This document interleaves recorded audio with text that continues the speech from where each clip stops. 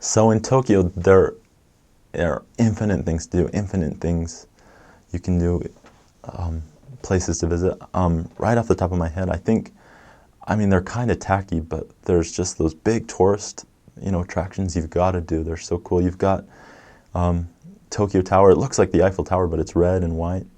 I remember right near the beginning of my mission, we went there and they had robots roaming around, and we'd take pictures with the robots in Tokyo Tower. Um, but even then, the really big one is Tokyo Skytree. I think it's the tallest building in Japan. It looks kind of like the Space Needle in Seattle, but I think a million times taller. And it was just so cool.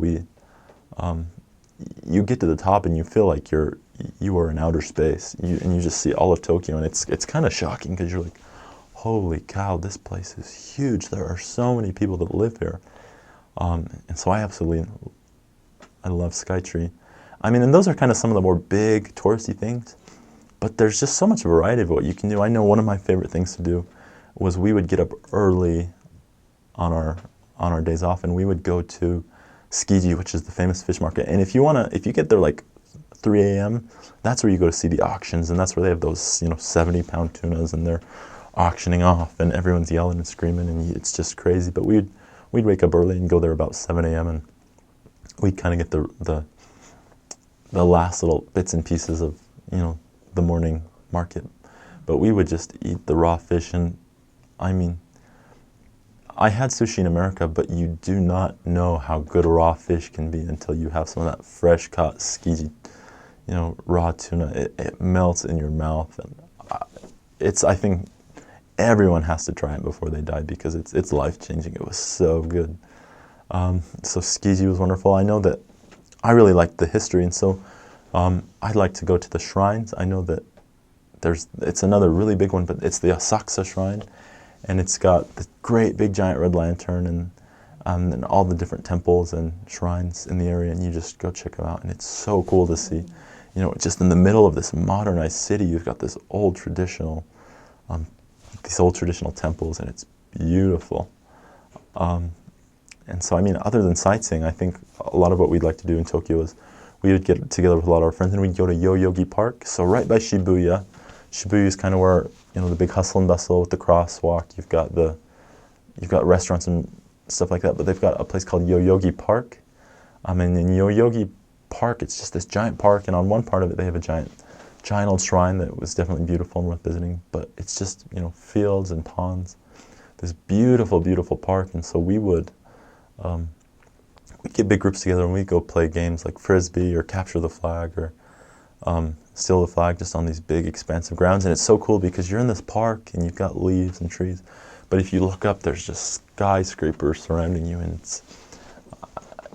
it was so cool. And I mean, it's so cool to see just these two worlds, the old and the new, come together right in one.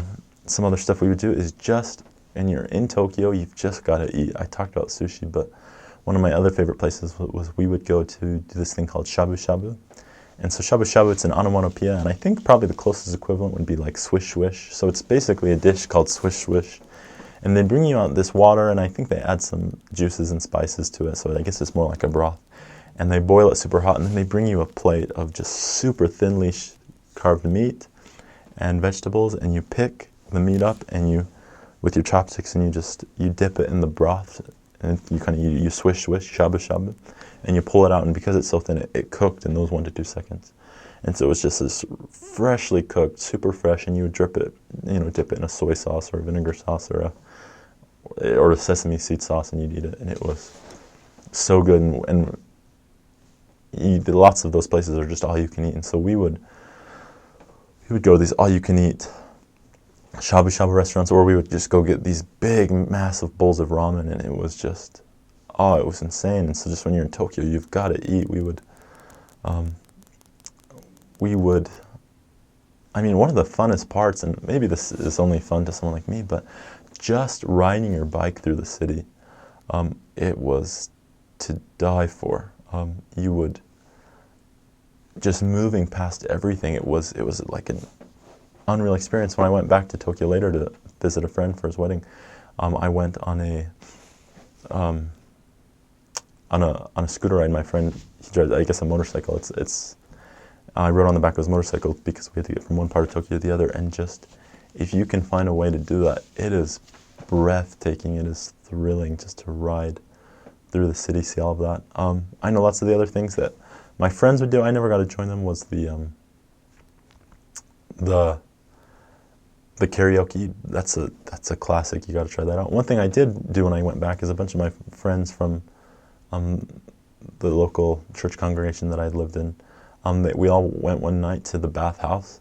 I was a little apprehensive going. I mean, I've heard about kind of the bathhouse culture, and I was like, oh, I don't know what's this going to be like, just growing up in America. But we went in, and it was such an interesting experience because you just have this giant room, and you just have all these different baths with different colored waters, with different temperatures of waters. You go outside, and they had this little like courtyard, and they had, outdoor baths, and they had these big slabs of rock with water running down them, and you would lay down on these, heated rocks with this water. And it was just this super interesting thing because you just saw all these men, together and it was kind of just, relaxing, and it was this big, just kind of spa thing. And it was interesting to see that, I guess in America, you kind of have this image or this expectation that the spa is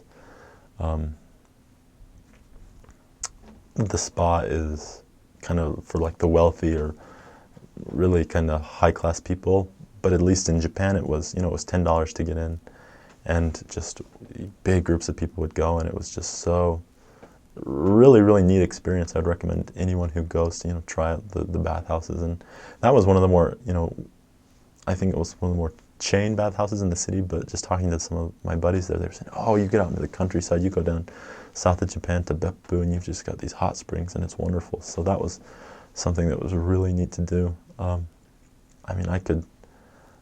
I think you can just spend days and days just walking through the streets of Tokyo, and you'll never get bored just from how cool it all is.